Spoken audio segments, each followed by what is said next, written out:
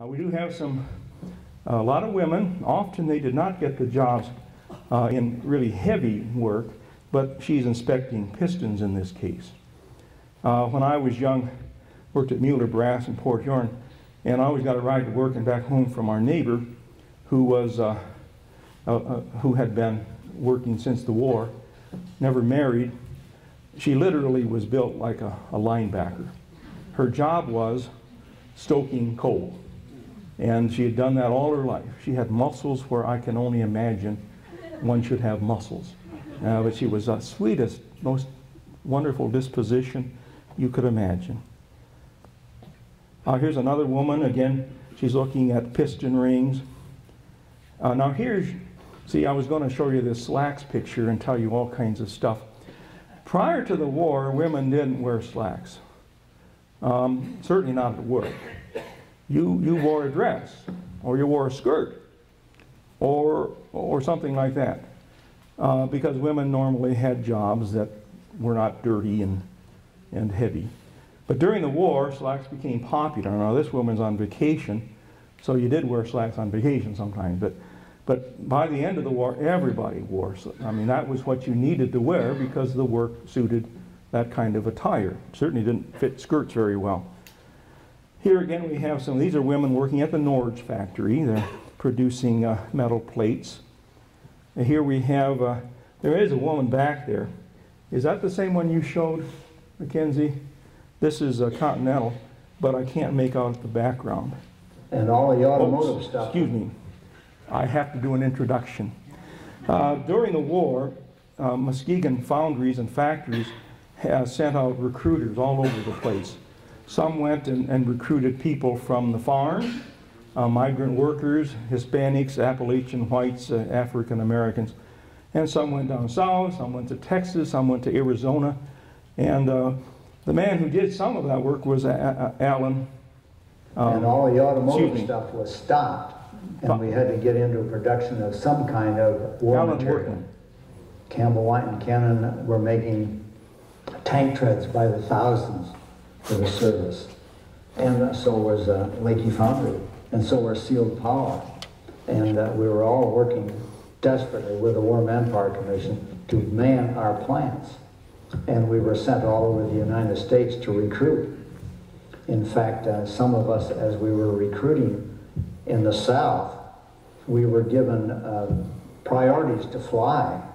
In fact, I had such a priority to fly for the War Manpower Commission that I could put Army personnel off the plane if I chose to do so, because I was assigned by the War Manpower Commission to be in a certain city at a certain time to do recruiting. And unfortunately, when I got there, those cities also were looking for manpower, so it was a difficult situation all around. Now I should mention that he recruited mostly in the South, and most of his recruits were African Americans. And he has more than that information that you heard, but he goes on to talk about other things that he did.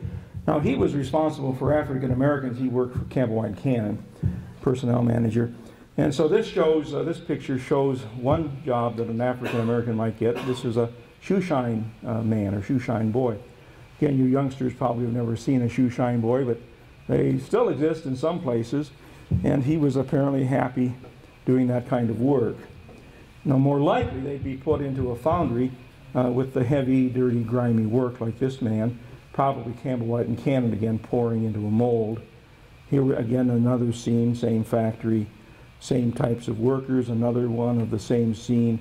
Here we have both black and African American workers working in the same plant. This was not always easy. I do have a document from African American man who worked there, was a union rep, and they were able to work out their differences at Campbell, White, and Cannon, but it wasn't always easy to do elsewhere. Here we have again pouring molten metal. This is a white man, again pouring into a small mold.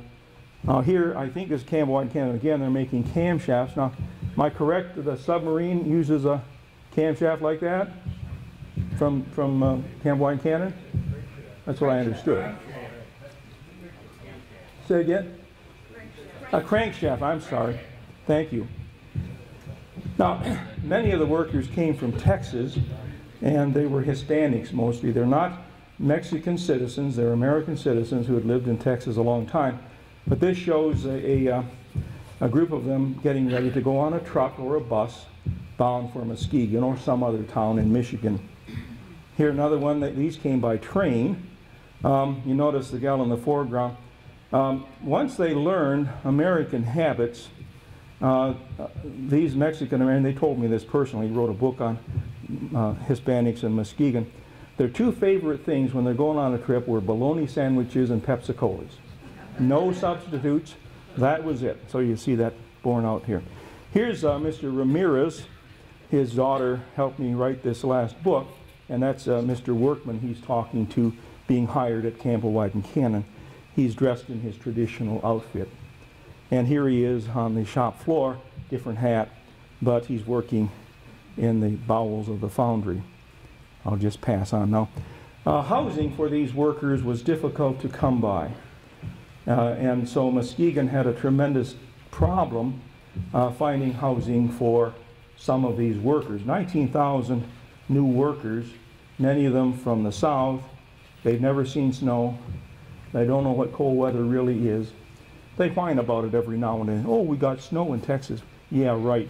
They don't even know what that is. So difficult, and some of these people had never seen running water. They had never seen modern plumbing. They don't know what indoor toilets are all about. They want to go out to do their work. So here we have a scene that shows all of the government housing projects. We had 5 of them in all. Now I'm going to point them out to you. Oh, the videos come from this video. This was put out by Mike Vogus in the Chronicle about 15 years ago, if you want to see the whole thing sometime. It runs about 30 minutes. Excuse me. My legs have gone to sleep. All right, let me point out a few of these places. The earliest government project was this one right here. Still there. It was built as government housing called Rudderman Terrace. It covers about 50 acres. A lot of houses there, a lot of buildings there. They're not houses, they're basically apartments. It's built in the shape of a D, we'll see here in a minute. And that was for more affluent workers. They're pretty nice, of course they're still there and being used all these many years later. Up here, let's go to this one first. The next nicest one was called Forest Homes. It's just east of the expressway on Marquette. The only part left of it is the ad building, the administrative building, is now owned by the Sons of Norby. And then the park, the Forest Park, was behind it. Then we have, this is, this is Ryerson Heights right here. This was the whites and Hispanics. In the census, Hispanics are all listed as whites. You got 3 choices. You got white, you got colored, and you got black. And so Hispanics were treated as whites. So it's hard to figure out who was who just using the census.